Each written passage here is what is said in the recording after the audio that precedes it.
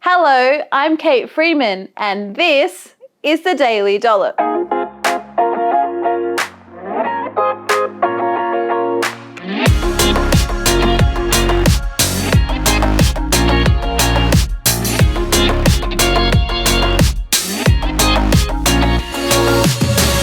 On this episode of the Daily Dollop, we are talking plant-based diets. What is a plant-based diet?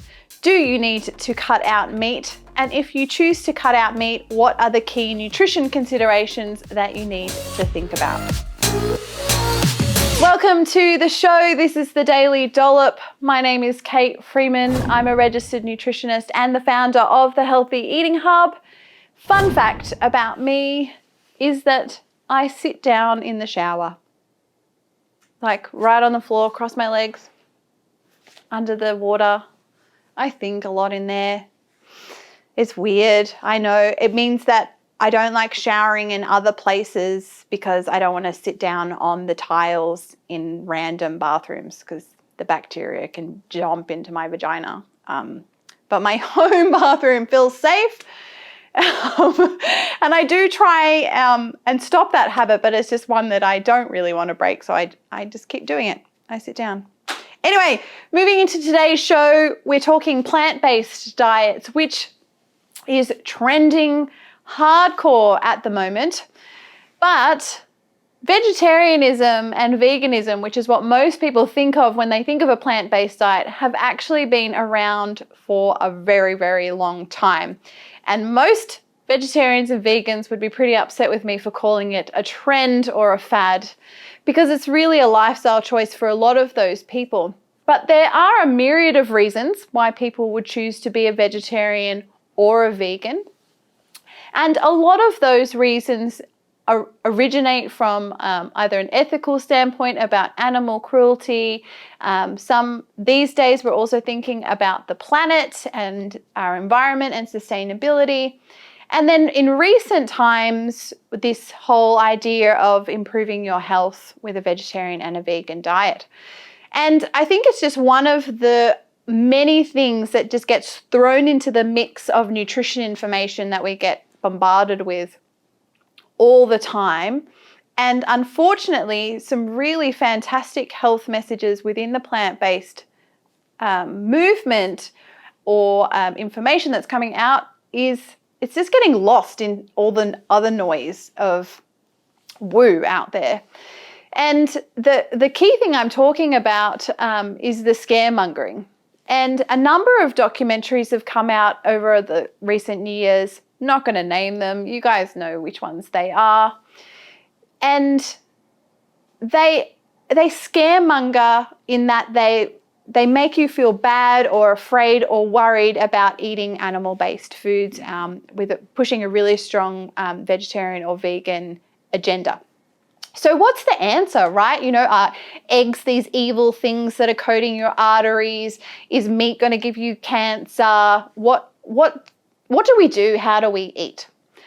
Before I answer those questions and look at the research, I just want to take a step back to what the current Western diet looks like. In Australia, we do some surveys every few years, and the last time we surveyed the Australian population on our dietary intake, we found that nearly 40% of our total daily energy requirements is coming from discretionary food.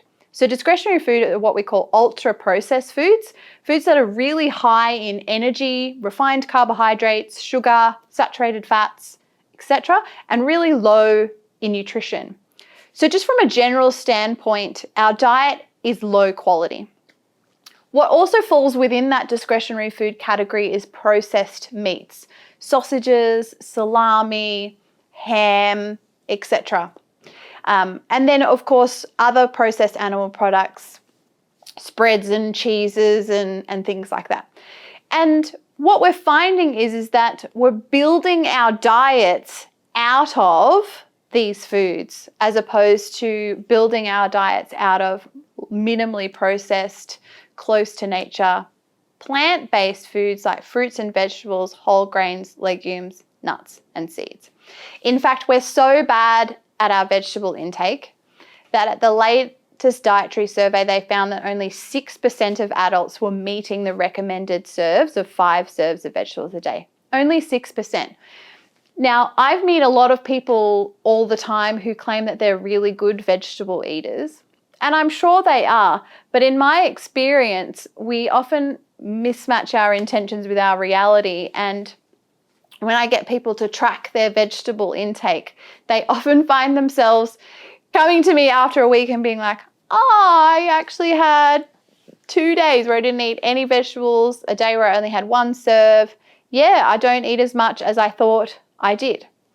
And so what I want to talk about with plant-based diets in today's episode is, rather than approaching this idea of, oh God, I've got to cut out animal products and, eat all these plants to be healthy, is to take a bit more of a realistic approach. And so rather than thinking about cutting out foods, I believe we should start by adding them in. So rather than feeling demonized about eating animal products, is focus your efforts on what you should be eating more of, and that is plant-based foods. So we know from research, and I'm going to link to some studies in the show notes that you can read, that plants, minimally processed ones, are really good for us. And when I'm saying plants, I'm talking about vegetables, cooked and raw, fruit, legumes, so beans, lentils, chickpeas, whole grains, so whole wheat, oats, rice, corn, barley, rye. I'm talking nuts and seeds as well.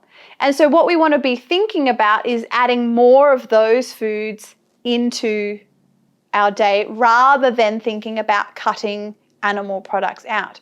What I see frequently when I've helped people with their nutrition, in individuals who are looking at becoming vegetarian or vegan, is that they stop eating meat or they stop eating animal products, but then they don't actually know what to eat to fill the rest of their meal. They literally just take the meat portion of their plate off and then they just eat what's there. Then they find themselves really hungry, lacking in key nutrients, really unsatisfied by their diet. And that's because they literally just cut meat out and then didn't do anything else to improve the overall quality of their eating pattern. So, first step in building a plant-based diet is to increase your intake of vegetables. Have a look throughout the day, maybe do a quick food journal and see how many serves of vegetables you might be eating. So a serve is 1 cup raw or half a cup cooked, and just track it. Just track it for a couple of days. Be really honest with yourself. And if you're only getting 1 to 2 serves, then you can at least double that vegetable amount and still be under the recommended serve of 5 serves a day. Add salads in at lunchtime, add vegetable sticks in at your snacks, add in tomatoes, spinach, mushrooms at breakfast time, experiment with stir fries or baked veggies. There are so many different ways that you can get your veggies in. In fact, our online signature program at the Healthy Eating Hub has a full 4-week module dedicated to eating vegetables, flavoring them, cooking them, helping you find out how they taste great, meal planning, etc. That's the first step in building a plant-based diet, is love your veggies. The volume of your vegetables on your plate should be at least 50% of the meal. Next step is fruit. Fruit is highly nutritious. You don't need to be afraid of the sugar or the carbohydrates in fruit. Check out my other episodes on sugar and carbs and just check in there so you don't have to be worried, but they are fantastic snacks, great to add to meals. Have a couple of pieces of fruit a day. Amazing. Nuts and seeds, rich in fiber, healthy fats, lots of vitamins and minerals. Snack on them, add them to curries, add them to salad. Get them in. Get them into your life. A lot of people feel worried about the energy content of nuts. And they, particularly from a weight management perspective, and it's true, their high fat content means that they are more energy dense than other fruits and vegetables or plant-based foods. However, when we eat a whole food, so a food that's been changed very little between the farmer and you, is that we eat the whole matrix of the food. And so the energy within the nut, which is coming mostly from fat, is tied up within the matrix of that nut, the fiber, the other nutrients. And so research actually shows us that we don't absorb 100% of the energy from the nut, but we get all of the benefits of the fiber filling us up, of having a tasty snack, plus all the nutrition that comes along with that. Much better to get your energy from some nuts and seeds and fruit than to avoid those things thinking that they're energy dense, feel hungry, and then end up grabbing some ultra processed, low nutrient foods because you're hungry. Lastly, I want to encourage you to try some legumes. Legumes are underloved in Australia. These are your beans, your chickpeas, your lentils. I personally didn't grow up eating these foods, and I actually was an adult who didn't like eating them. But legumes are rich in dietary fiber, a great source of carbohydrate, full of vitamins and minerals, resistant starch, great for a healthy gut. Include them in your day. Check out the Healthy Eating Hub's recipe collection. We've got some great recipes for including legumes. I might post one in the show notes actually for you to have a try of. It's this delicious bean and rice salad that all of our members absolutely love. I'll share that one with you. It's a great introduction to legumes. But what we end up doing is when we start to add in more veg and add in these plant-based foods, is we're starting to have a diet where plants are their foundation. Then we might have small amounts of meat, chicken, and seafood, dairy and eggs thrown on top of that. And we know that that is still can be part of a healthy dietary pattern. In particular, the Mediterranean diet, which is a really well-studied diet, includes whole, minimally processed meats, lots of seafood, is a great diet for promoting health, managing things like type 2 diabetes, cardiovascular disease, because the Mediterranean diet is mostly plant-based. So if you can think about, say, upping your diet to be at least 60 to 70% plants and slowly increasing towards that, you're going to still reap the benefits of a plant-based diet without having to go purely vegan or vegetarian. If you are looking to completely cut out animal products and you're not super educated around key nutrients and foods, you want to be mindful of things like iron, zinc, omega-3 and vitamin B12, as well as maybe getting a little bit more educated around calcium and protein.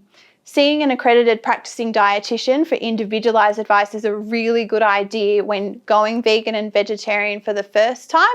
That way you can ensure that you're covering off those key nutritional bases. Well, that's it for today's episode. Have a think about how you can up your plants today and long-term into the future so you can enjoy the benefits of a plant-based diet.